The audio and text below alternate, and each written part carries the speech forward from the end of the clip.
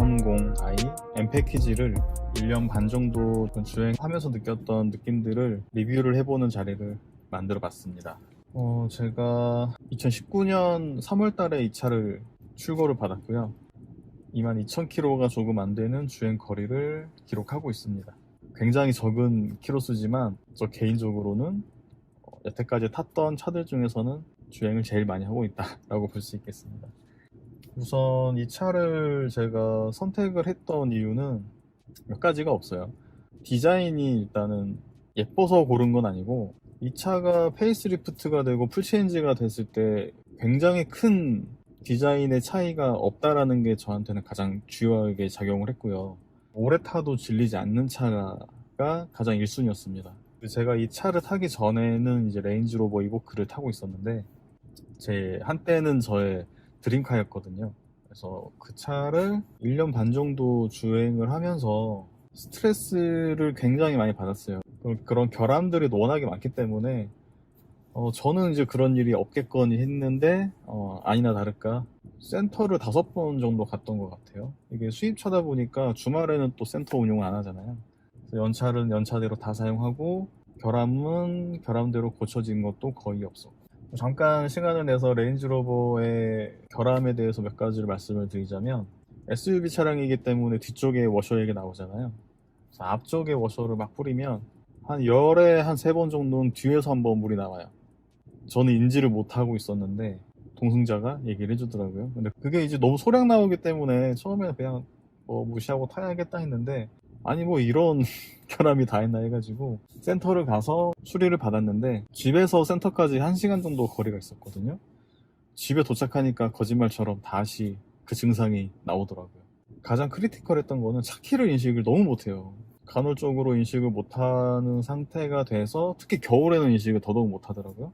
AS를 해도 달라지는 점이 없었고, 그래서 바로 차를 팔고 벤츠 E클래스 2300하고 볼보 XC60, 그 다음에 이 차량 BMW 530 세 가지 중에서 이제 저울질을 하다가 그런 오래 타도 질리지 않은 그런 디자인을 염두에 두다 보니까 벤츠는 초반에 그냥 리스트에서 제거를 하고 볼보를 계약을 하려고 했어요.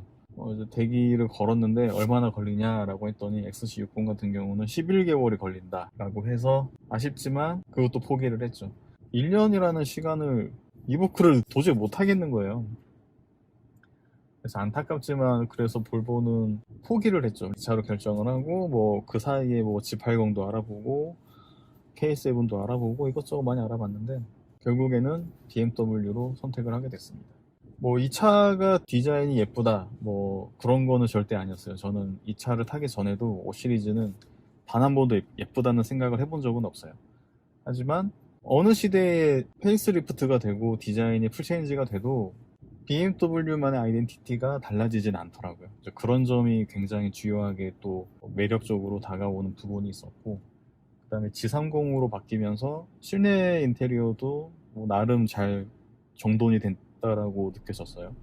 그리고 이 가격 대비 옵션도 나쁘지 않게 잘 되어 있고요. 디젤은 애초에 염두하지 않았어요. 디젤은 여태까지 차를 전부 다 가솔린 차량만 탔었기도 했고요. 그렇게 이제 가솔린으로 봤을 때는 이제 520i, 그 다음에 530i, 540i 뭐 이렇게 있겠죠. 근데 540i는 1억에 가까운 금액이기 때문에 안 되고요. 520i가 이제 BMW 라인업 중에서는 가장 가성비가 좋다는 모델인데 5 시리즈에서는 가장 낮은 트림이기도 하죠. 그래서 뭐 5천만 원대로 어지간한 옵션 다 들어가 있고 나쁘지 않은 가성비를 가지고 있었지만, 이왕 큰 목돈을 들여서 차를 구입한다라고 한다면 그래도 좀 나름대로 옵션이 많이, 편의 기능이 많이 들어가 있는 차량을 구입하고 싶었고, 그 다음에 이 BMW의 그 주행 감각 모두가 칭찬하는 ZF 8단 미션의 좋은 주행감 느껴보고 싶어서 옵션과 또 주행감을 또 보다 보니 530i M 패키지를 구매하게 되었습니다. 이 차가 3번째 차예요. 그래서 제 차 말고 다른 사람의 차를 운전해 본 적이 손에 꼽아요. 비교 대상도 거의 없고, 그리고 제가 아까 얘기했던 볼보, 그다음에 벤츠, G80, K7, BMW 단 한 번도 시승하지 않았어요. 그 전에 탔던 이보쿠도 시승하지 않고 탔었고, 첫 차였던 현대 i30 2세대도 시승기 없이 바로 구매했었거든요. 저는 이게 제 성격의 약간 장점이자 단점일 수 있는데, 좀 검증된 차량들, 대중적인 차량들에 대해서는 뭐 모두가 인정한 그런 부분이 있으니까 뭐 믿고 탈 수 있겠다라고 생각을 했어요. 그래서 시승은 굳이 저는 한 번도 하지 않았던 것 같아요. 그냥 내 개인적인 주관에 따라서 이런 옵션, 이런 디자인, 그 정도만 저는 이제 차를 고를 때 주안점은 뒀던 것 같아요. 그래서 이 차를 탔을 때 주행감은 굉장히 만족스럽고요. 제가 이 차를 타기 전에는 이보크 탔을 때 150km가 최고 속도였어요. 제가 낼 수 있는 최고 속도였고 그 이상은 못 내겠더라고요. 그 속도를 제가 인지를 하는 순간 좀 무서워요. 막 겁도 나고 이 차를 내가 믿어도 되나? 약간 그런 의구심도 좀 들고요. 첫 차였던 i30 같은 경우는 120 이상은 못 밟아봤어요. 그 차는 뭐 차 자체는 너무 좋았지만 준중형급이다 보니 고속 주행에서는 좀 너무 불안해가지고 차 흔들림도 너무 심했고 제 목포를 한번 내려갔었는데 작년에 최고 속도를 200까지 딱 찍어봤어요. 근데 200도 가다 보니 어느새 그 지점까지 가 있더라고요. 근데 좀 빠르다라고는 느꼈지만 그 정도 속도까지 도달했을 거라고는 생각을 못했어요. 그만큼 좀 안정적으로 차체를 잡아준다라고 해야 될까요? 고속도로에서 안정성이 정말 너무 좋았어요. 전혀 불안함이 없습니다. 그리고 핸들링이 너무 좋아요. 이래서 사람들이 BMW에 대해서 칭찬을 많이 하나? 내가 원하는 만큼 밟는 만큼 나가주고, 그리고 브레이크도 굉장히 예민하고 과하다 싶을 정도로 잘 잡아줘요. 브레이크가 굉장히 잘 잡아주는 편이고, 코너링에서 감속을 하고 싶어지지 않는다라는 기분이 드는 차는 그만큼 운전이 재밌다라고 느낄 수 있는 그런 반증인 것 같아요. 코너링을 돌 때 90 이상 밟아도 차가 미끄러지는 슬립 현상 같은 경우 좀 느낌은 전혀 받은 적은 없어요. 이 차를 제가 계약을 했을 때 바바리안 모터스에서 계약을 했는데, 바바리안 모터스에서 계약을 하면 차를 출고받은 이후에 드라이빙 센터를 초대를 해줘요. 한 번에 한해서 일산 드라이빙 센터에 가서 트랙을 한번 돈 적이 있는데, 그 경험이 굉장히 제가 운전하는데 이 차에 대해서 내가 믿음을 가질 수 있는 굉장히 큰 계기가 되었어요. 그 중에 하나가 방금 얘기했던 코너링을 돌 때 감속을 하지 않고 가속을 해도 잘 빠져나간다라는 그런 믿음이 좀 생겼고요. 하지만 안전운전은 당연히 해야 되고, 두 번째는 뭐냐면 이게 제일 컸는데, 풀 브레이크, 풀악셀이 아니라 풀 브레이크를 밟을 수 있는 테스트를 이제 모든 참가자들한테 이제 하라고 초반에 이제 훈련을 시키는데, 실제로 운전하면서 풀 브레이크를 밟아본 사람은 그렇게 많지 않을 것 같아요. 물론 저도 그랬었고, 거기에서 5번 정도 트라이를 했는데 2번을 이제 실패했어요. 완벽하게 브레이크를 밟지를 못해서 차가 더 밀려갔죠. 근데 그게 만약에 실제 상황이었다면은 100% 사고가 날 수밖에 없는 상황으로 이어지는 상황이거든요. 근데 생각보다 브레이크를 밟는 감각이 다르더라고요. 평소에 저희가 운전을 했을 때 브레이크를 밟는 그 느낌하고 100%꽉 밟았을 때의 느낌이 브레이크를 밟는 감각이 완전히 달라서 되게 놀랐었어요. 일반적으로 브레이킹을 할 때는 발목 스냅으로만 이렇게 힘을 줘서 밟는 수준인데, 어떻게 표현을 해야 될지 모르겠는데 발을 쭉 뻗어야지만 그렇게 완전히 서더라고요. 그래서 그거를 한 5번 정도 해보니까 그제서야 체감이 왔어요. 위급한 상황이 됐을 때 이런 감각으로 브레이크를 밟지 않으면 안 되겠다라는 생각이 들더라고요. 이제 뭐 말은 이렇게 하지만 이 영상을 보시는 여러분들도 그 자기가 가지고 있는 차에 풀 브레이크가 어느 정도 깊이까지 들어가는지 밟았을 때 그런 감도에 대해서 한번 숙지하시는 게 어떨까 싶습니다. 저는 그때의 그 경험이 굉장히 되게 좋았습니다. 그리고 그 트랙을 가면 차를 랜덤으로 배정을 해줘요. 저는 이제 M5를 한번 타보고 싶었거든요. 도대체 M5 정도의 차면 어느 정도의 출력을 낼 수 있을까? 근데 이제 가위바위보에서 떨어져가지고 M5는 탈 수 없었고, 아이러니하게도 이 차랑 똑같은 차를 받았어요. 그래서 되게 조금 실망했는데, 근데 반대로 같은 차이기 때문에 그 차를 트랙에서 극한까지 컨트롤 해볼 수 있는 기회를 얻어가지고 저한테는 되게 좋은 경험이었던 것 같습니다. 그래서 그 트랙을 다녀온 후에 이 차에 대한 신뢰감이 굉장히 높아졌어요. 저는 주행감에 대해서는 이 차에 대한 만족도는 굳이 점수를 매기자면 100점 만점에 90점 정도를 줄 수 있을 만큼 만족도가 굉장히 높습니다. 옵션도 나쁘지 않게 다 들어가 있고 자율주행도 성능이 뭐 준수한 편이에요. 하지만 그 끼어들기 차량에 대해서는 인지를 못하기 때문에 그 부분은 항상 조심해야 되는 부분이긴 하지만 그 점을 제외하면 차선도 잘 잡아주고 핸들도 잘 틀어주고 코너에서도 잘 자기가 돌려주거든요. 그런 부분들에 대한 옵션도 굉장히 좋고, 그 다음에 헤드업 디스플레이가 굉장히 UI가 커요. 그래서 저는 이것도 이 차를 타면서 처음 겪어봤는데 굉장히 커서 굉장히 마음에 들어요. 시인성이 좋아서. 근데 이제 제 여동생 같은 경우는 이제 이 차를 운전해보고 HUD를 한번 보더니 거슬려서 운전을 못하겠다고 하더라고요. 이제 약간 성향 차이가 있는 것 같아요. 저는 약간 조금 있으면은 멋있으니까 좋은 약간 단순한 편이고요. 너무 장점만 얘기했으니까 단점을 좀 얘기를 해보자면 뭐가 있지? 에어컨이 좀 약한 편이에요. 에어컨이 좀 약해서 되게 좀 힘앓이가 없어요. 그래서 좀 이제 강도를 세게 좀 돌리지 않으면 성에 안 찬다고 해야 되나? 지금 올해 20년식에서는 좀 개선이 됐는지 잘 모르겠습니다. 하지만 19년식에서는 되게 약하다라는 거. 그 다음에 저는 이 차를 이제 샀을 때 또 기대했던 점 중에 하나가 통풍 시트인데, 이전까지의 차량을 제가 주행을 했었을 때는 통풍 시트가 없어가지고 여름에 여기 막 허벅지가 땀나고 막 싸제로 개조를 한번 할까 싶을 정도로 너무 괴로웠었어요. 그래서 이 차를 탔을 때 통풍 시트가 있다고 해가지고 기대를 되게 많이 했는데 굉장히 실망을 많이 했습니다. 왜 그러냐면 얘가 바람을 쏴준다라는 개념이 아니라 열기를 이렇게 빨아준다? 약간 그런 느낌이에요. 무슨 말이냐면 너를 시원하게는 해주진 않아. 하지만 너가 땀을 흘리게는 해주지 않을게. 딱 그 정도예요. 그래서 있으면은 좋지만 우리가 생각했던 것만큼의 시원함은 또 없습니다. 그래서 그 다음에 이 공조기 디스플레이가 여기 보시면 여기는 이 공조기 디스플레이가 터치로 되어 있는데 풀터치예요. 보시면 전부 다 터치죠. 또 웃긴 건 뭐냐면 통풍 시트를 켜고 열선을 같이 킬 수 있어요.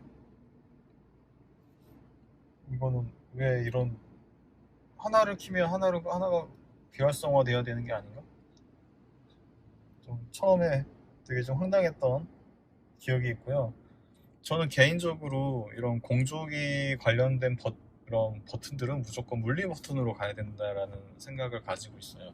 주행 중에 여기 보면 여기서 잘 영상으로는 잘 보이진 않지만 음각으로 이렇게 되어 있어요. 음각으로 되어 있고 여기는 다시 없고 여기가 다시 또 음각으로 되어 있고.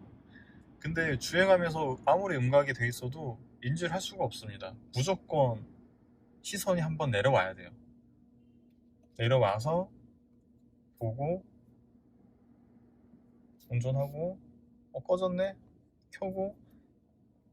너무 불편해요. 너무 불편하고 좀 주행할 때는 좀 위험하다는 생각이 좀 들고, 그리고 이제 G30 5 시리즈에 이거는 고질병인데 뭐가 있냐면 공조기 디스플레이에 여기 세로 줄에 이제 액정이 나가는 현상이 있어요. 이제 크랙 현상이라고 하는데 100% 나온다고 보셔야 됩니다.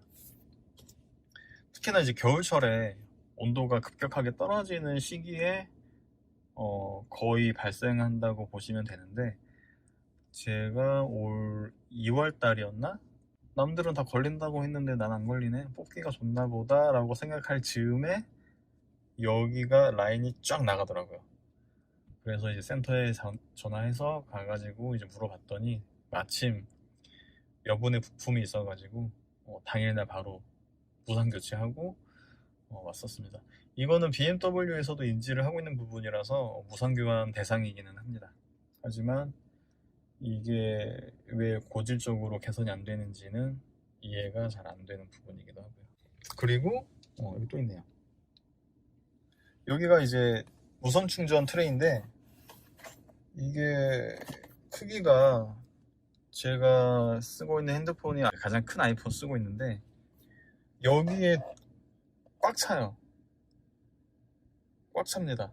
여유 공간이 없어요. 그래서 노트 같은 애들은 아마 안 들어갈 걸요. 아마 이게 노트 같은 애들은 아마 안 들어갈 거고, 저도 지금 쓰고 있는 아이폰도 이게 너무 꽉 끼기 때문에 뺄 때마다 너무 불편해요. 이거는 솔직히 그냥 형식적으로 그냥 만들어 놓은 기능 같습니다.